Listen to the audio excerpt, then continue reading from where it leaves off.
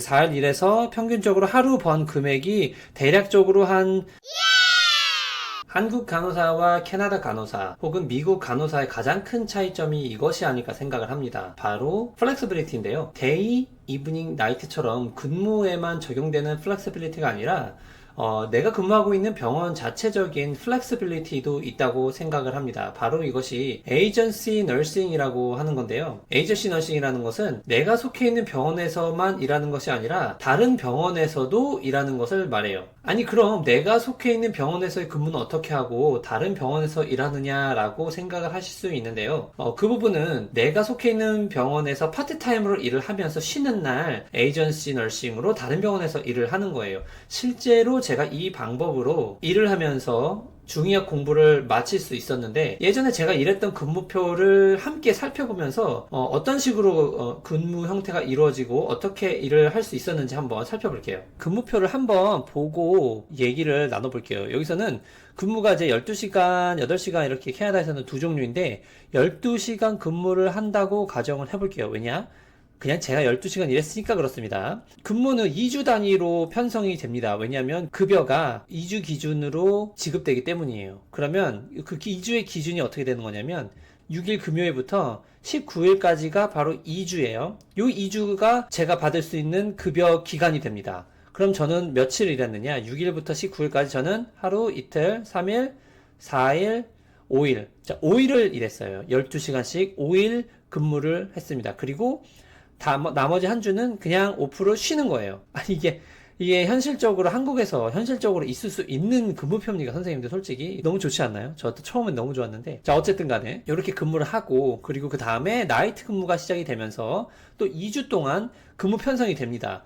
2주 동안 저는 똑같이 5일만 일하고 나머지 한 주는 쉬어요. 이런 근무표가 이제 파트타임 구성으로 되어 있고 물론 이거 이외에 다른 종류의 여러 파트타임 근무표가 있는데 그냥 대표적으로 제가 이렇게 보여드리는 거예요. 왜냐면 이 근무를 했었고 그리고 제가 이 근무를 일을 하면서 쉬는 날 에이전시 너싱을 했고 학교를 다녔고 그렇게 해서 학비를 어느 정도 좀 벌 수 있었고 그렇기 때문에 제가 이 근무표를 보여드리는 겁니다. 자, 이렇게 제가 일했던 근무표를 한번 보여드렸는데요. 이런 식으로 2주 단위로 급여가 지급이 되기 때문에 자, 1주는 제가 5일 동안 일을 하면서 제가 속해 있는 병원에서 급여를 받고 일주일 동안에는 쉬면서 에이전시 너싱을 가면서 학비를 벌었던 거예요. 자, 그럼 에이전시 너싱을 하러 갈 때는 그럼 집 근처에 있는 병원을 가느냐? 또 그렇지 않아요. 멀리 있는 병원을 가야 돈을 더 많이 받습니다. 왜 그러냐면 조금은 감이 잡히신 선생님들께서도 계실 텐데요. 제가 간 그 병원의 거리 그리고 거기까지 가는 그 시간까지 모두 급여로 쳐줍니다. 그래서 제가 일한 시간 플러스 트래블 시간까지 해서 급여를 함께 지급을 해줍니다. 예를 들어서 내가 만약에 2시간 거리에 있는 병원에 일을 하러 갔다.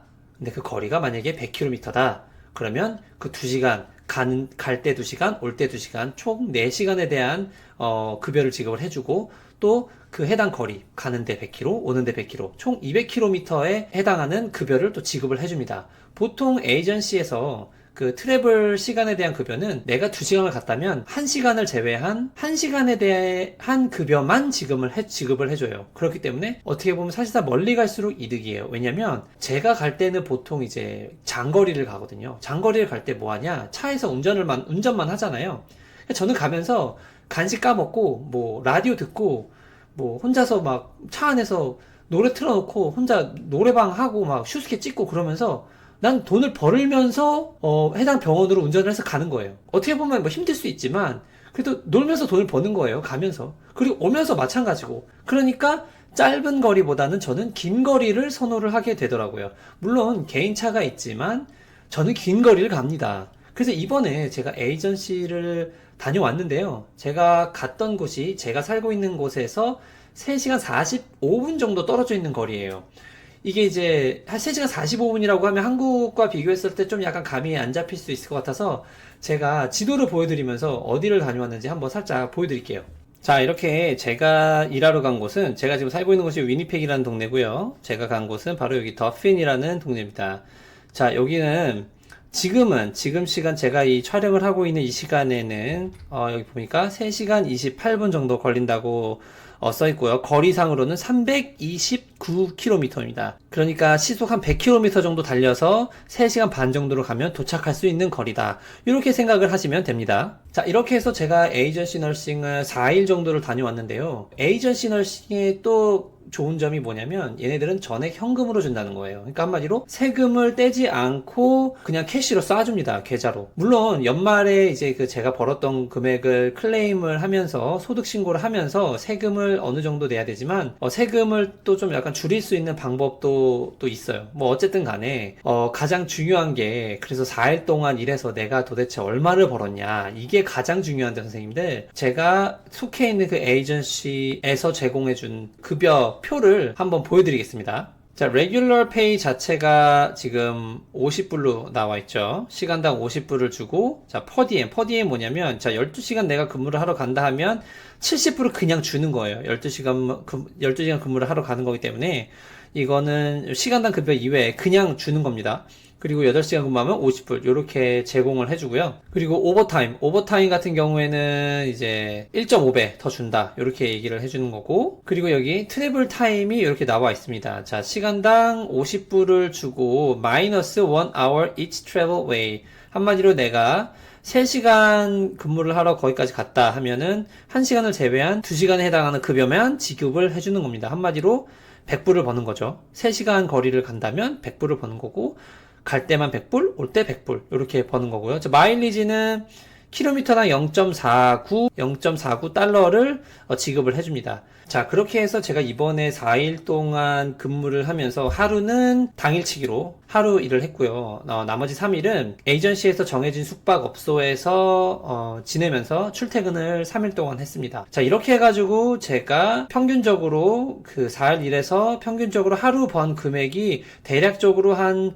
1000불에서 한 1100불 정도 되더라고요. 한국 돈으로 따지면은 한 100만원쯤 될 거라고 생각을 합니다. 지금 제가 환율을 정확하게 잘 모르겠는데요. 매번 시시각각 변하니까 대충 이 정도라고만 말씀드릴 수 있을 것 같아요. 에이전시 너싱이 다 좋은데 한 가지 단점이 뭐냐면, 제가 살고 있는 지역 특성상 눈이 너무 많이 오다 보니까 운전할 때 좀 위험할 수 있다. 특히 겨울에는 위험할 수 있다라고 말씀드릴 수 있을 것 같아요. 왜냐면 한번 제가 겨울에 눈이 한창 내릴 때 이제 퇴근을 했던 적이 있었는데, 갈 때는 괜찮았어요. 근데 올 때 눈이 많이 내리는 거예요. 그래서 근데 이제 뭐 퇴근을 해야 되니까 퇴근을 하려고 이제 차를 타서 운전을 하는데, 고속도로에서 이제 눈이 막 내리기 시작을 했어요. 시속 100km, 뭐 110km 달리고 있는데 눈이 내리기 시작하는데 앞이 잘 안 보이는 거예요. 그러니까 어떤 느낌이냐면, 산속에서 안개가 그 짙게 꼈을 때 가시거리가 되게 짧은 그런 도로를 계속 달린다고 생각을 하시면 될 것 같아요. 그러니까 나는, 예를 들어서 나는 괜찮아. 나는 뭐 천천히 운전을 하면 괜찮은데, 나보다도 맞은편에서 오는 차가 나를, 그걸 못 믿겠는 거야. 맞은편에서 오는 차가 나를 어떻게 할까봐. 오히려 그게 더 좀 좀 위험하면 위험하다 할까? 좀 그런 느낌이 있긴 있더라고요. 그래서 요즘에는 되도록이면은 이제 뭐 봄, 가을이나 뭐 여름, 요때 겨울을 피해서 에이전시 너싱을 가려고 하는데, 요런 단점 빼고는 사실 괜찮아요. 제가 그래서 이렇게 말씀을 드리면 어떤 선생님들께서는 이런 생각을 하실 수 있는 분들도 계실 수 있을 것 같아요. 내가 속해 있는 병원에서도 일하고 쉬는 날에도 다른 병원에서도 일하면 이거 워라밸이 없지 않느냐라고 말씀을 하실 수 있는데요. 이 부분은 제가 이렇게 말씀드릴 수 있을 것 같아요. 제가 투자에 한창 관심이 많을 때 읽었던 책에서 그 저자가 무슨 얘기를 했냐면, 대한민국 국민 모든 사람이 투자자가 되어야 한다고 생각을 한다. 그 저자가 생각하는 그 투자자의 정의는 시간과 정성을 오롯이 나를 위해서 쏟을 때, 그런 사람들을 자기는 투자자라고 부른다라고 이야기를 하더라고요. 저는 이 말에 매우 스트롱리 어그리 했어요. 이 책을 읽으면서. 왜냐면 모든 사람들이 사실 직장 생활을 하든 무슨 생활을 하든지 간에 직장을 위해서 사실 내 시간을 투자를 하는 거잖아요. 물론 이제 뭐 이제 그런 직장에서 잘 하고 실적이 좋고 해서 승진을 하면 물론 그건 나름대로의 나를 위한 투자라고 생각을 할 수 있지만, 궁극적으로 내가 40대가 되고 50대가 되고 회사가 나를 내쳤을 때 나는 과연 온전히 나에게 나를 위한 시간을 투자를 했나 라는 생각을 해보게 되는 거죠. 근데 에이전시 너싱 같은 경우에는 에이전시 너싱 자체가 나를 위한 투자라고는 생각을 하지 않지만 적어도 그 에이전시 너싱이라는 나에게 경제적으로 좀 더 나은 여유를 줄 수 있는 그 기회를 가져감으로써 그 경제적 여유를 가지고 온전히 나를 위한 시간을 가질 수 있고 그리고 그것을 또 투자할 수 있는 기회를 줄 수 있는 게 에이전시 너싱이지 않나, 저는 이렇게 생각을 합니다. 그렇기 때문에 에이전시 너싱에 대해서 저는 매우 긍정적으로 생각을 하고 있어요. 저도 이런 근무 환경 자체를 여기 와서 처음 알았고, 그리고 제가 접해 보니까 저는 지금 이제 결혼도 했고 아이도 많다 보니 집을 오랫동안 비울 수 없고 장거리를 가는 것도 사실 조금 꺼려지기는 하지만, 내가 만약에 혼자고 빨리 집을 뭔가 마련을 하고 싶다, 어떤 그런 부분에서 옵션이 생기는 거죠. 내가 속해 있는 병원에서만 근무를 해서 돈을 벌어야 되는 그런 고정적인 어떤 고정이잖아요. 내가 근무할 수 있는 그 날수만 일을 한다면 고정인데, 그 이외에 내 의지만 있으면 얼마든지 일을 해서 집을 구매할 수 있는 금액을 마련을 할 수 있다. 난 그 옵션이 있다는 것 자체가 매우 크다고 생각합니다.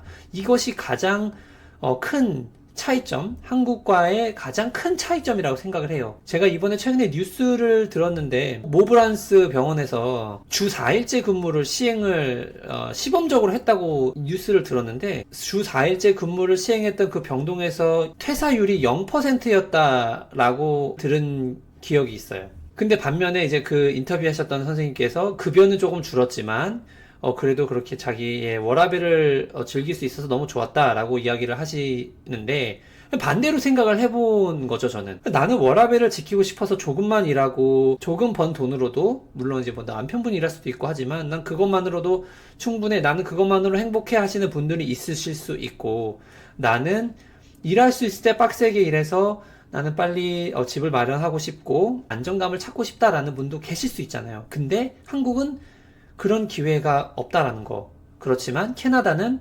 에이전시 너싱이라는 것을 통해서 내가 마음만 있고 내가 의지만 있다면 얼마든지 그런 기회를 잡을 수 있다는 게 저는 큰 차이점이라고 생각을 합니다. 제가 알려드리는 이런 작은 정보 하나하나가 지금도 해외로 나가서 근무를 하고 싶어 하시는 분들, 지금 고민하고 계시는 분들을 위해 작은 모티브가 되었으면 좋겠습니다. 그래서 오늘 영상은 여기까지 마치고요. 다음 영상에서 또 다른 내용으로 찾아뵙도록 하겠습니다. 감사합니다.